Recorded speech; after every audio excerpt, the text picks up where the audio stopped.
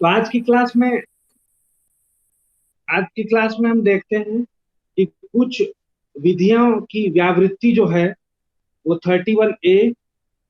31B,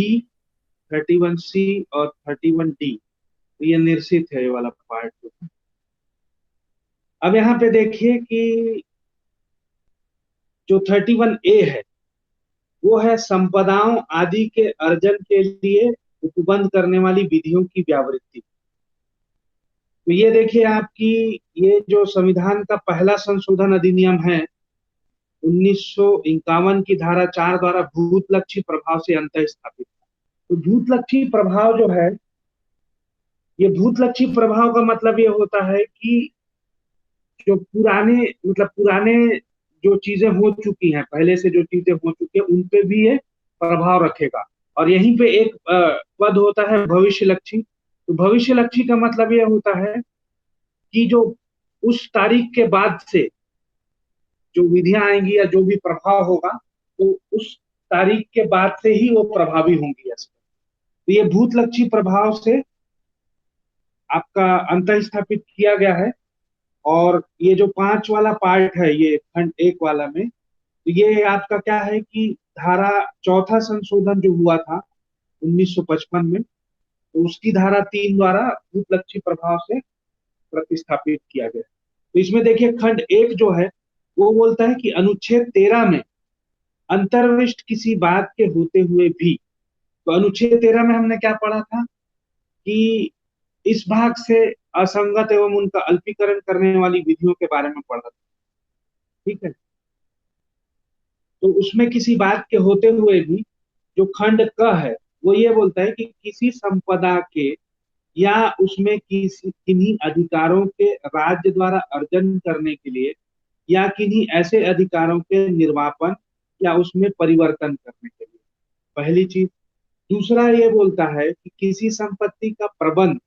लोकहित में या उस संपत्ति का उचित प्रबंध सुनिश्चित करने के उद्देश्य से परिसीमित अवधि के लिए राज्य द्वारा ले लिए जाने के लिए या दो या अधिक निगमों को लोकहित में या उन निगमों में से किसी का उचित प्रबंध सुनिश्चित करने के उद्देश्य से समामेलित करने के लिए। और घ देखिए, निगमों के प्रबंध अभिकर्ताओं, सचिवों और कोषाध्यक्षों, प्रबंध निदेशकों, प्रबंधकों के लिए के किन्हीं अधिकारों या उनके शेयर धारकों के मत देने के लिए किन्हीं अधिकारों के निर्वापन या उसमें परिवर्तन करने के लिए, या अंगा किसी खनिज या खनिज तेल की खोज करने या उसे प्राप्त करने के प्रयोजन के लिए किसी करार, पट्टे या अनुज्ञप्ति के आधार पर प्रभुत होने वाले किन्हीं अधिकारों के निर्वापन या उसमें परिवर्तन के लिए किसी ऐसे करार, पट्टे या अनुज्ञप्ति को समय से पहले समाप्त करने या रद्द करने के लिए।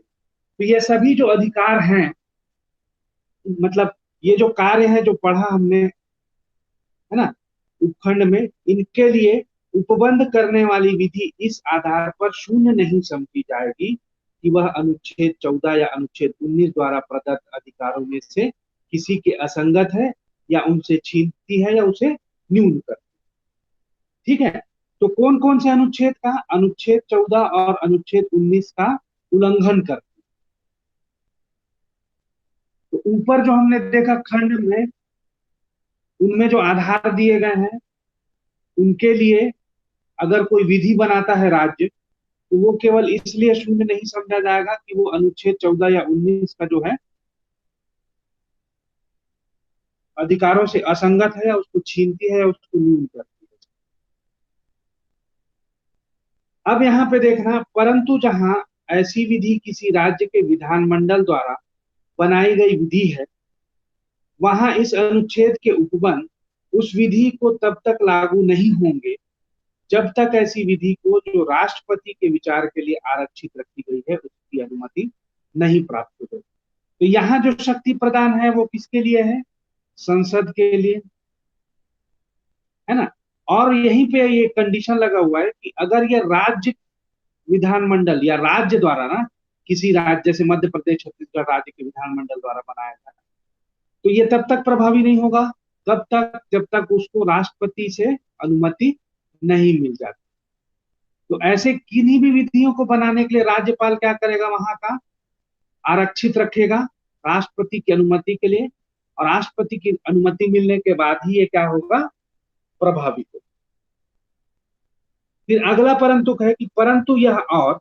कि जहां किसी विधि में किसी संपदा के राज्य द्वारा अर्जन के लिए कोई उपबंध किया गया है, और जहां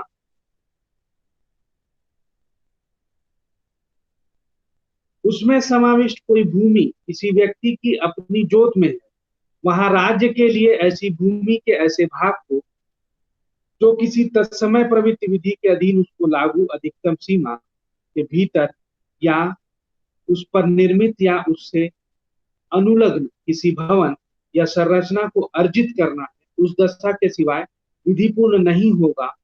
जिस दशा में ऐसी भूमि भवन या संरचना के अर्जन से संबंधित विधि उस दर से प्रतिदर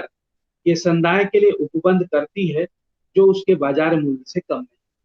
मतलब यहाँ पे संपत्ति का जो अर्जन करना है राज्य को लोकहित में, वहां पे वो क्या करेगा कि बाजार मूल्य जो है उससे कम मूल्य में उसको प्रतिकर या प्रतिसंदाय जो है वो करेगा राज्य, तभी वो क्या कर सकता है, लोकहित में उस संपत्ति का अर्जन कर सकता है, ये बोलने का। अब उसके बाद देखिए जो अगला है वो इस अनुच्छेद में खंड उपखंड का कि संपदा पर का किसी स्थानीय क्षेत्र के संबंध में वही अर्थ है जो उस पद का या उसके समतुल्य स्थानीय पद का या उस क्षेत्र में पवित्र प्रवृत्त भूधृतियों से संबंधित विद्यमान विधि में है और इसके अंतर्गत आता है। तो क्या क्या आएगा कि कोई जागीर, इनाम, मुआफी, वैसा ही अन्य अनुदान, और तमिलनाडु और केरल राज्यों में कोई जन्मम अधिकार भी होगा।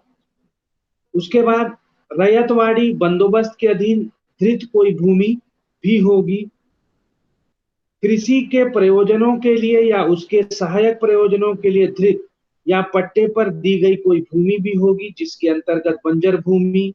वन भूमि, चारागाह या भूमि के कृषकों, कृषि श्रमिकों और ग्रामीण कारीगरों के अधिभोग में भवन और अन्य संरचनाओं के स्थल है। उसके बाद देखिए अधिकार पद के अंतर्गत किसी संपदा के संबंध में किसी सत्वधारी, उपसत्वधारी, अवर सत्वधारी, भूत धृति धारक, रैयत, अवर रैयत या अन्य मध्यवर्ती में निहित कोई अधिकार और भू राजस्व के संबंध में कोई अधिकार या विशेषाधिकार भी सम्मिलित है।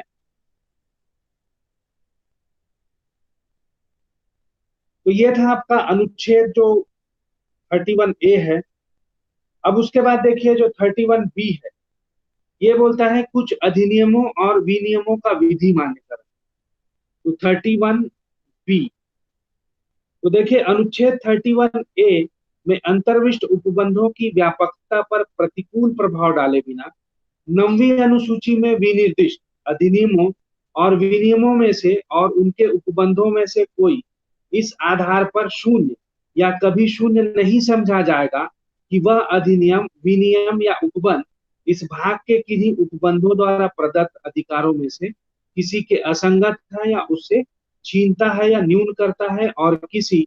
न्यायालय या अधिकरण के किसी प्रतिकूल निर्णय, डिक्री, आदेश के होते हुए भी उक्त अधिनियमों और विनियमों में से प्रत्येक उसे निरसित या संशोधित करने के किसी सक्षम विधानमंडल की शक्ति के अधीन रहते हुए प्रवृत्त बना रहेगा। तो 9वीं अनुसूची में जिन विधियों को डाला गया है उन विधियों के बारे में उपबंध किया गया है इसमें कि वो जो है वो अगर असंगत भी होती हैं तो वो शून्य नहीं समझी जाएंगी और वो प्रभावी रहेंगी। अब उसके बाद देखिए 31G जो है 31C आर्टिकल जो है कुछ निदेशक तत्वों को प्रभावी करने वाली विधियों की व्यावृत्ति। तो ये एक्चुअल में ये जो आप हम लोग पढ़ रहे हैं 31ABC जो है इनको विस्तृत चर्चा हम ना आपका जो नीति निदेशक, राज्य के नीति निदेशक तत्व हैं उस चैप्टर में करेंगे। कि इनके क्या प्रभाव पड़ रहा है इनको लाने का, इनका संशोधन क्यों किया गया था, इनका उपबंध क्यों लाया गया था संविधान में, ये सब चीजें जो है वो जब हम राज्य के नीति निर्देशक तत्व पढ़ेंगे तो उसको उस विषय को पढ़ते समय इनकी विस्तृत चर्चा करेंगे। देखिए, अनुच्छेद 13 में किसी बात के होते हुए भी कोई विधि जो भाग 4 में अधिकथित सभी या किन्हीं तत्वों को सुनिश्चित करने के लिए राज्य के नीति को प्रभावी करने वाली है, इस आधार पर शून्य नहीं समझी जाएगी कि वह अनुच्छेद 14 या अनुच्छेद 19 द्वारा प्रदत्त अधिकारों में से किसी के असंगत है या उन्हें छीनती है या उन्हें न्यून करती है। और कोई विधि जिसमें यह घोषणा है कि वह ऐसी नीति को प्रभावी करने के लिए है, किसी न्यायालय में इस आधार पर प्रश्नगत नहीं की जाएगी कि वह ऐसी नीति को प्रभावी करने के लिए है। तो यहाँ पे देखिए, जो फंडामेंटल राइट्स हैं, मूलभूत अधिकार, और जो directive principles of state policy है, डीपीएसपी जो है, तो यहाँ पे क्या है कि ये मानव उत्थान के लिए आवश्यक है, और ये जो चीजें हैं वो राज्य के कार्य करने के लिए। तो हमेशा संकट की स्थिति ये बनी रहती है कि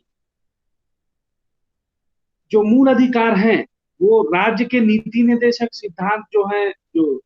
दिए गए हैं, उनके क्रियान्वयन में बाधा उत्पन्न करते हैं। तो ये जो संघर्ष चला आ रहा था, तो इसी संघर्ष को में संतुलन लाने के लिए कि राज्य लोकहित में कार्य कर सके और जो मूल अधिकार हैं वो बाधा ना बन सके, इन्हीं के लिए ये समायोजन किया गया था। तो यहाँ पे देखिए, परंतु जहां ऐसी विधि किसी राज्य के विधानमंडल द्वारा बनाई गई है और वहां अनुच्छेद के उपबंध उस विधि को तब तक लागू नहीं होंगे जब तक ऐसी विधि को राष्ट्रपति के विचार के लिए आरक्षित रखी गई है, उसकी अनुमति प्राप्त नहीं हो जाती। तो यहाँ पे जो चीजें हैं कि राज्य के नीति निर्देशक तत्व हैं और लोकहित में कार्य करने के लिए राज्य जो है उनको प्रभावी विधियां बनाने के लिए ये बाधाएं उत्पन्न ना हो, इसके लिए ये उपबंध किया गया था। अब देखिए ये कि 31D जो है ये बोलता है राष्ट्र विरोधी क्रियाकलाप के संबंध में विधियों की व्यावृत्तियां। तो ये आपका 43वां संविधान संशोधन अधिनियम 1977 की धारा 2 द्वारा निर्सित है। तो ये 31D जो है, तो इस प्रकार हमने देखा कि जो कुछ विधियों की व्यावृत्तियां थी, तो अनुच्छेद 31A, 31B, 31C, तो इनके बारे में विस्तृत चर्चा हम करेंगे आपका जब राज्य के नीति निर्देशक तत्व पढ़ेंगे उस संदर्भ में।